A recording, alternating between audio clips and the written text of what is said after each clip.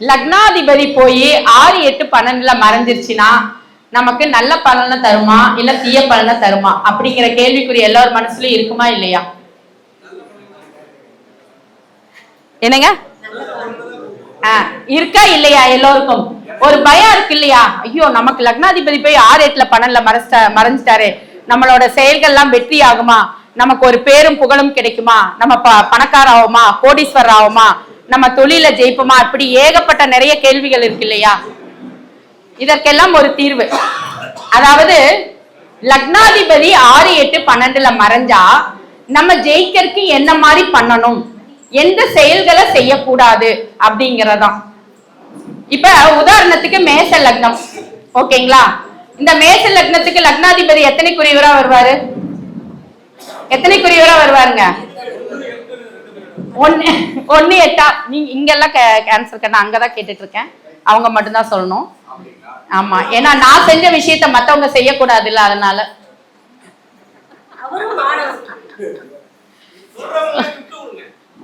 Okay, 1, 8 அதிபதி இல்லையா?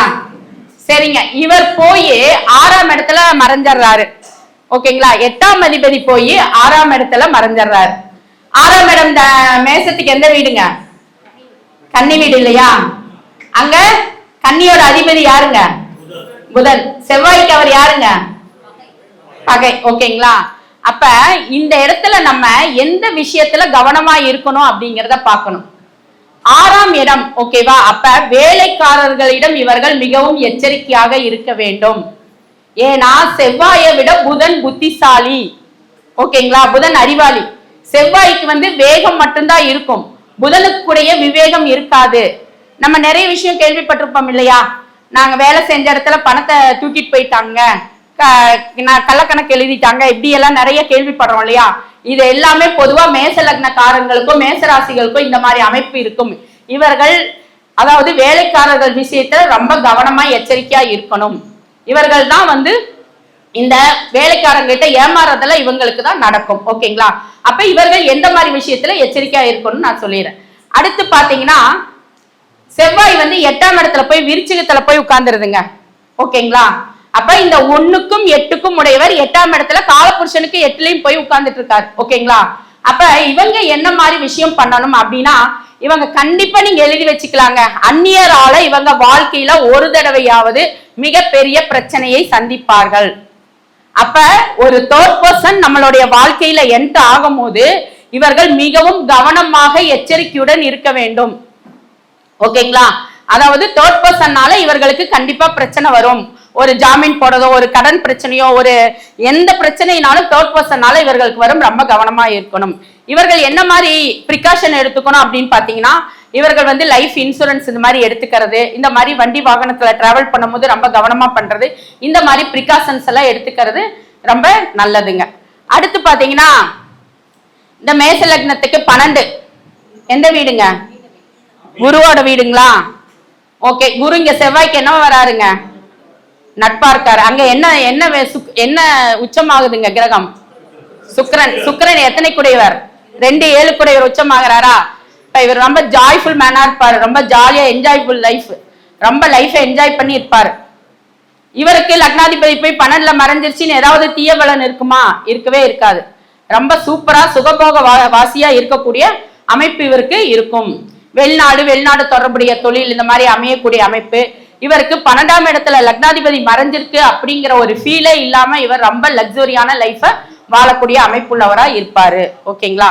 அப்ப இவர்கள் எந்த மாதிரி விஷயத்துல கவனமா இருக்கணும் அப்படின்னு பாத்தீங்கன்னா, ஒரு வெளிநாடு தொடர்புடைய வேலை செய்யும் பொழுது அந்த மாதிரி விஷயத்துல ஒரு எக்ஸ்போர்ட் இம்போர்ட் எல்லாம் பண்றாங்க இல்லையா, அந்த மாதிரி விஷயங்களை ரொம்ப கவனமுடன் எச்சரிக்கையுடன் தொழில் செய்யும் போது ஒரு கையெழுத்து போடுற விஷயங்களையும் ரொம்ப கவனமா இருக்கணும்.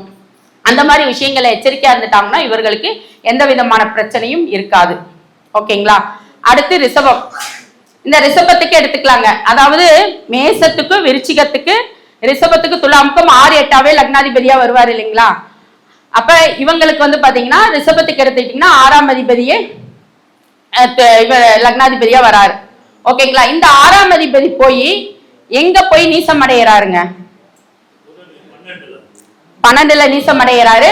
காலபுருஷனுக்கு 6ல நீசம் அடைகிறாரு. இவங்களுக்கு அதாவது இவங்க எந்த மாதிரி விஷயத்துல கவனமா இருக்கணும் அப்படின்னு பாத்தீங்கன்னா, இவர்களுடைய லைஃப்ல குழந்தை பிறக்கிற வரைக்கும் இவங்க லைஃப் ரொம்ப சிறப்பா இருக்கும். ஓகேங்களா? குழந்தை பிறந்ததுக்கு அப்புறம் இவர்களுடைய வாழ்க்கையில ஒரு மிகப்பெரிய சரிவு வரும். அந்த காலகட்டத்துல இவங்க வந்து ரொம்ப கவனமா இருக்கணும். ஓகேங்களா? அந்த காலகட்டத்துல இவங்க கொஞ்சம் கவனமா இருந்தாங்கன்னா இவங்க லைஃப்ல டெவலப் ஆகிறதுக்கு நல்ல வசதிகள் வாய்ப்புகள் நிறைய தேடி வரும். அடுத்து பாத்தீங்கன்னா ரிஷப லக்னத்துக்கு சரிங்க, இப்ப உங்க லக்னத்துக்கு யாருக்கா வேணும்னா கேளுங்க. இவங்க நம்மள 12 லக்னத்துக்கு முடிக்க விட மாட்டாங்க. அதனால யாருக்காவது எந்த லக்னமாவது இருந்ததுன்னா கேளுங்க, நான் சொல்றேன். மிதுன லக்னம், சூப்பர். ஓகே, மீனமா? மீன லக்னம், ஓகேங்க.